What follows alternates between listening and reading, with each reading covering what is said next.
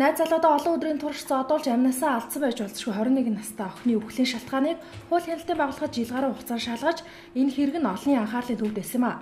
Энэ хэргийг шүүхурал дүүргийн эрүүгийн хэрэг анхаарчд 1-р шүүхэд энэ сарын 5-нд болж шүүхээс шүүгдэж алтан хүүд талиачи бид хөнгөн гэмтэл учруулсан гэх шалтгаанаар 3 жилийн хорхил оноос юм. Энэхүү эргийн шүүхийн шийдвэр нь хэвлэл мэдээллийн хэрэгслийнхний төдийгүй олон нийтийн анхаарлыг татаж шүүхийн шийдвэр таагүй хандах хэрэгт цөөнгүй байгаамаа. Бид энэ хэрэгт ямар нэгэн дүгнэлт хийхийг хүссэнгүй. Хэрэг анх гарсан цагаас эхлэн талигаачийн ар гэрээхэн болон өмгөөлөгчд прокурор шүүхийн байгууллагаас ямар байр суурийг илэрхийлж юу ярьж байсан талаар тайлбар өгөхөөр хүргье. За би одоо ингээд дүүцэчийг өглөө гинтлийн эмнэлэгт хүргэлээ гэсний юг мэдээд яваад очиход гэмтэл согын судалтын үндэсний төвд сэхэн амьдруулга дасагд байсан. Тэгээд ороод харахад ерөөсө бүхэн бие бүхнээс өстой харахгүй хиймэл амьсгалтай. Би тухайд уулзна гэж бодож явсан. Уулзах байтугай тийм байсан. Тэгээд бид одоо холбогдох юмч цэнтвчэр юмчтэй уулзаад одоо миний дүүгийн одоо би ямар байна гэхэд энэ хүүхэд гадны нөлөөтэй орж ирлээ. Ер нь найдваргүй шүү гэсэн үг биднэрт хэлжсэн. Тэглээ ч гэсэн бид бас хүүхдээ одоо нэг зүгээр болно миний дүү ямар ч хөөч өвчнгүй Японд жил гарan 2 жил шахуулаад ирсэн болохоор бид үнэхээр биэнд нь бол ямар нэгэн өвчин байгаагүй гэдгийг би бүрэн дүүрэн итгэлтэй байна. Би бас нь үндийн энэ гэж бодож исэн. Тэгтээ миний дүү тэгж муухай зодуулсан би зодуурынхаа юг даагүй. Би тэгээ дүүгэн бод үнэхээр ороод би хүнжлийг сөхөд харахад миний дүүгийн нүүр ам, ирүү нүүр тэгээд мөр одоо мөрний энэ хойд хэсгэд айгүй тийм яг эрдээч биш юм лаарий жоохон мохоод юмар зуурсан. Тэгээд ар нур гуй яг өшгөлсөн байгаа байхгүй амар том гөх ийм шинжтэй байсан. Тэгээ би одоо ерөөсөн нэр үнэхээр би дүүгэн бол ямар нэгэн хууч хөвчин байхгүй. Тэр хүний гарт бол амар үнэхээр ирсэлцсэн. Би өнөөдрөөс үнэхээр ирсэлцсэн гэж бодож байна. Миний охин 21 настай ийм хөөрхөн цэцэг сэрүүс ийм хөөрхөн охин байсан. Одоо тэгээд энэ хүний гарт насварсан гэж би ойлгож байна. Ерөөсөө хүний гарт энэ аларчин алтан хүүгийн гар өгсөн миний охин.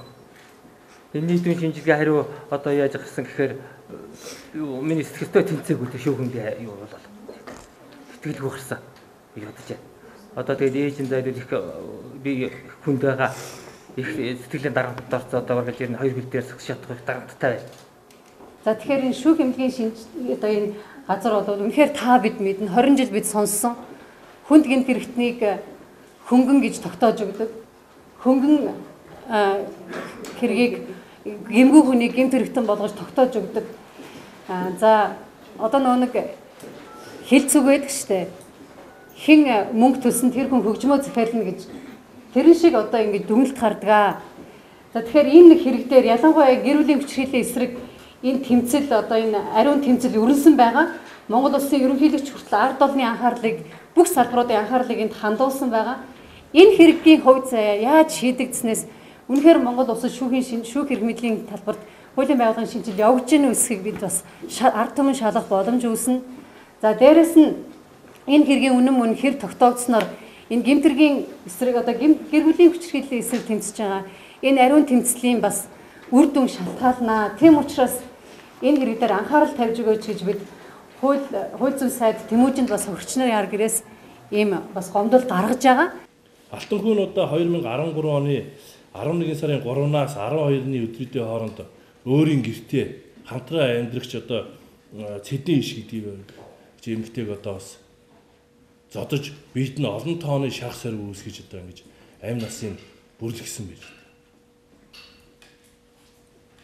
Энийг бид прокурорын байгууллагаас шалгаж тогтоож шүүхэд урд нөхсөн шүүхээс дүгнэлтийн тэр талигаачийн нас орсон үхлийн шалтгааныг тогтоосон шинжээчийн дүгнэлтэнд эргэлзэж буцаасан. Прокуророос одоо энэ шинжээчийн дүгнэлтийг эргэж нягтлж үзээд энэ талигаачийн амь насаа хохирсон үйлдэл бол алтан хүүгийн буруу байна. Алтан хүүгийн үйлдэлийн улмаас талигаачийн амь нас хохирчээ гэж үзэж шүүх рүү ахаад хэргийг шилжүүлээд ич байгаа. Найз хүүгээ олон өдрийн туурш буюу нийтдээ 9 хоногийн туурш зодож тарчлаа улмаар амнасанд нь хохироосон байж болзошгүй хэргийг өчигдөр дүүргийн эргийг агашны 1-р шүгшүүсэ. Энэхүү хэргийн шийдвэрлэлийн талаар өнөөдөр тус шүүгээс мэдээлэл хийлээ. Тус шүүгийн хэвлэл олон нийтэд харилцах ажилтны мэдэгдэж байгаагаар энэ хэрэгт нийтдээ 4 удаа шинжээчийн дүгнэлтийг хийсэн. Энэхүү дүгнэлтэд бол алтан хүн олон өдрийн туурш найз хүүгээ зодохдоо биед нь хөхрөл, няцрал зэрэг хөнгөвтөр гэмтлийг учруулсан шүүхийн шинжээчд үзсэн. Харин амнасаа алдсан шалтгаан бол архи согтууруулах хундааг хэтрүүлэн хэрэгэлдэг байснаас үүдсэн илэгний өрөвсөл мөн цэсний шүүрлээс үүдэн энэхүү амнасаа алдсан гэж гарсан байна. Иймээс алтан хүүг талигачийн амнасыг шууд хохироосон гэж үзээгүй учраас агшны шүүхээс алтан хүүд 3 жилийн хорхиалыг оноож өнгөрсөн хугацаанд эдэлсэн боловч жил гаруй хугацаанд эдэлсэн цагдаарах 461 дугаар ангид өнгөрүүлсэн хоногийнхаас ч ял оноосон гэж мэдэгдэж байна. Нийтдээ 4 шинжээчийн дүгнэлт 4 удаа шинжээч тамж дүгнэлтүүд гарсан байдаг. За алтан хүн талигачийг зодож бие махбодд нь санаатаагаар хөнгөн гэмтэл учруулсан нь талигачийн үхэлд шалтгаанд холбоогүй байна гэж шүүхт дүгнж үзсэн. За өөрөөр хэлбэл талигачийн биед учирсан хөнгөн гэмтлийн улмаас цөсний сувг хүүдийн хананд гэмтэл учирсан болох нь задлан шинжилгээний дүгнэлт эд эсийн макро микро шинжилгээний дүгнэлтүүдээр гэмтэл учирсан гэдэг нь тогтоогдохгүй юм аа. Хүндрэл бол гарна шүү дээ. Наад хэрэгсэл чинь бол тэгээд нэг хүсэл гарна хүлээж авах ч юм уу тий. Тэгээд тэр нэг одоо тэр гэмтлийн эмнэлгийн старыг нэг үдээд өгөөч гэхлээр үзүүлдэггүй ч юм уу. Зөндөл юу гацчихсан шүү дээ. Тэгээд тэгж байгаа хэцүү хэцүү ингээд заваа юм гаргаад өгч байгаа. Мөржил бол гойсны хараг ирсэн. Тий яг тэр хамт арх ууж одоо тэгж хоорондоо муудалцны уучлаарай гэсэн болохоор яг тэгж би бол тэрийг даасан байсан бол байхгүй шүү.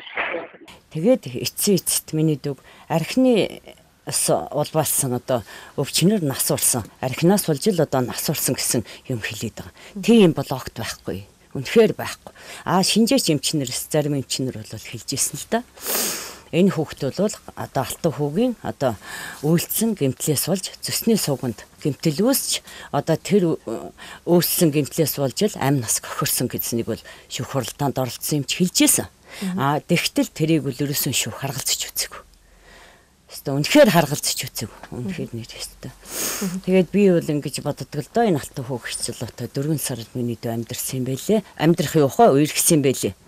Энэ хугацаанд харин алтан хүүгийн одоо тэр дарамт одоо тэр хүчирхийлт өтгдөж л миний дөө удаа дараа өмнө нь 2 хавиргаа хулуулж ирсэн.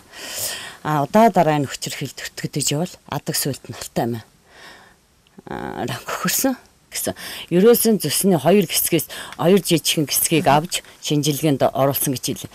Тэгэхэд цоорсон хэсэг нь бол үнэндээ мэддэггүй л юм байлээ. Тэгтээ бол ерөөсөө л энэ алтан хүүгийн гэмтлээс бол зүсний сувганд гэмтэл үүсч зүс аажмаар алцаргаад элгийг одоо өвчлүүлээд хэвлийн битүү гэмтэлд хүрээд тэг амнасанд хүрсэн гэдгийг л одоо эмчүүд бол шүүх шинжилгээний шинжээч эмчүүд хэлж ийсэн. Бид нар өөрөөсөө Монгол улс нэрэн бид нар хизээч хэнийг нутаглуулчаад би ухаж хавцраад шинжилгээнд оруулах хэцүү шүү дээ. Хавцраад оруулж ийсэн шүү дээ бид нар. Тэгэхэд юм гарч ирдэг байл.